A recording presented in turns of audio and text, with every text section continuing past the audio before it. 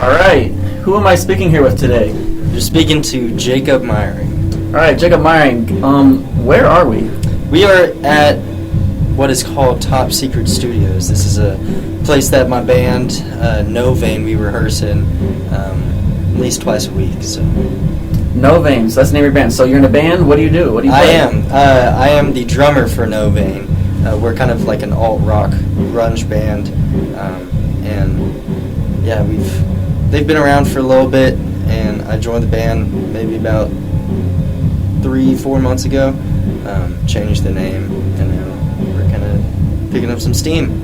So what music? So you all do covers, or do y'all make your own music too? We do everything. Covers, our own music.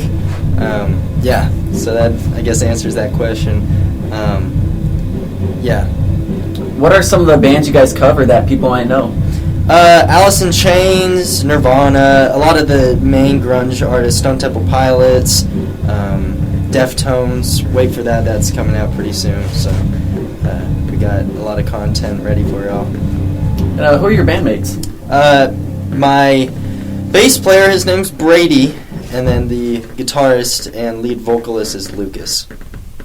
So No Vein. So when did the band start, and when did you join? So the band has been a band under, I think it was 2 other names beforehand, and they've been playing for about 5 years, I do believe, and they, for some reason, the drummer was no longer going to be part of the band, and they called me, they reached out to me through some other people that I knew, and asked if I wanted to play, and here I am.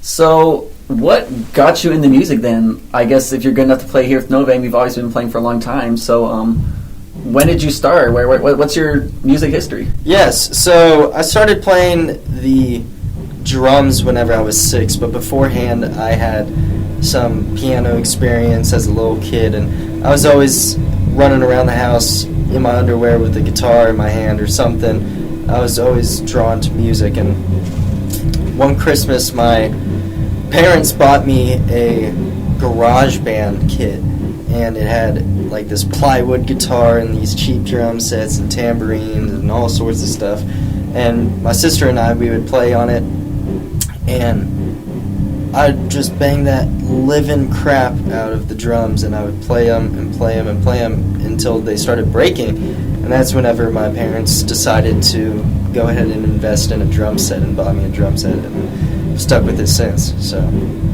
Right. So I guess your parents were big influences on your music career? Yes, but I do not come from a family of music. Neither of my parents nor relatives play any instruments. I was the first, and now music was always played in the household.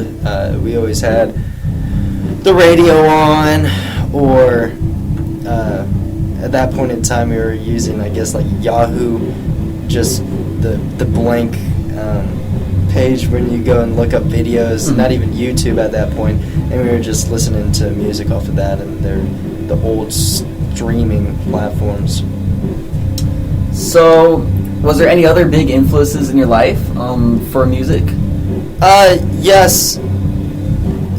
Obviously, artists that I listened to were big influences, and watching live videos, I've always been drawn to playing in front of crowds because of how expressive you can be and using that energy with other people.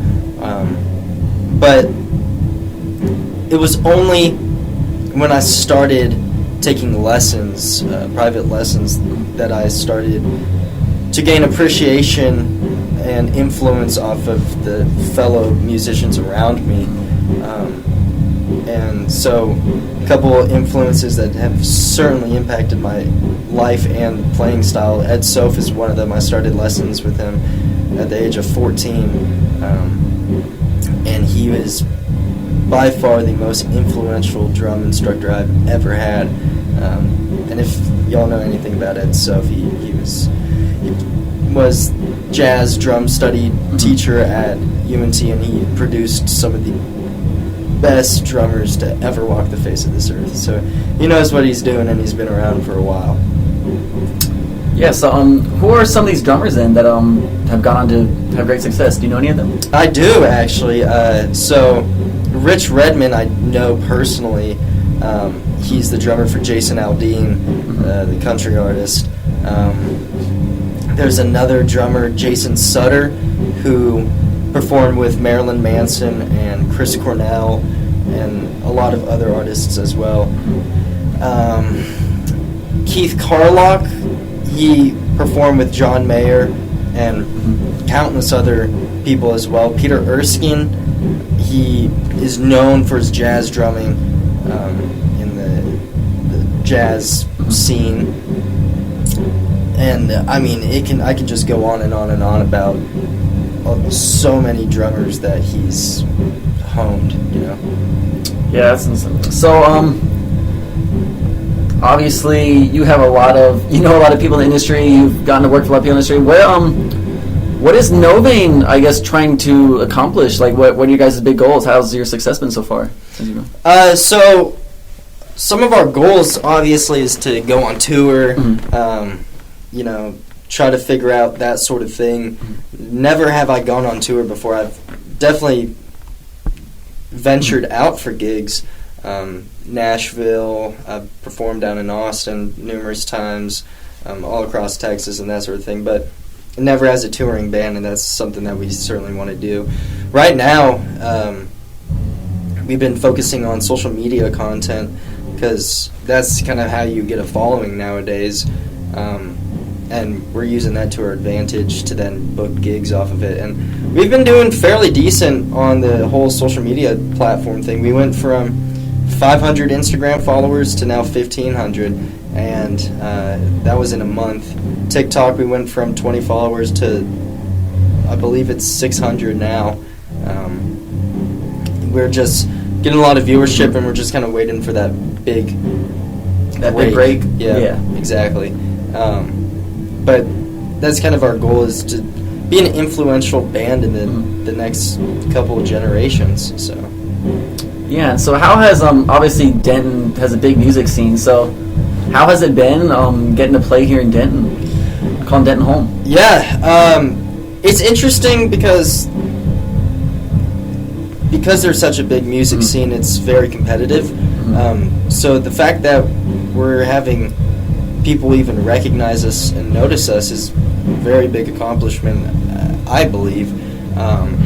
And not only are individuals looking at us and, you know, interested to come out to our shows, but venues are actually reaching out to us and booking us, which I've never seen before. Typically you have to reach out to the venue for them to get a response back, and so having venues call us and say, hey, we want you to perform as the headliner of this show, it's pretty cool. And we have a couple shows coming up. One of them is going to be October 25th at 3 Wide in Fort Worth, and so that's going to be like a big Halloween party. So if you're interested, show up and dress up, and it's going to be a party for sure. But just trying to play a lot more live shows is a big goal of ours. So yeah, well, that's very impressive. All right, last thing I want to follow up with you on this. Okay, top 3 bands or artists and why? Okay, top 3 bands for me, I'm going to go Stone Temple Pilots, Audio Slave, and the Stones. All of these have been very influential into who I am as a musician, my sound, and my personality. A lot of the music from all 3 of these bands have spoken out to me and definitely kept me,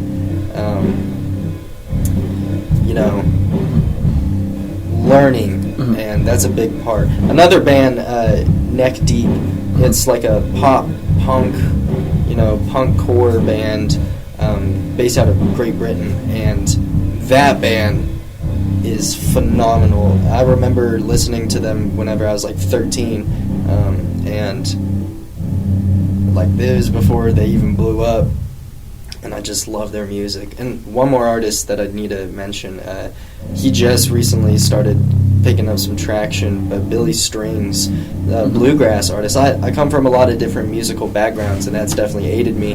But what he does with the psychedelic side of bluegrass is just absolutely phenomenal. I've grown great appreciation for Billy Strings and what he's been doing for the music industry. All right. Well, those are obviously great choices. Thank you for your time today, and good luck to you and your band. Well, thank you very much.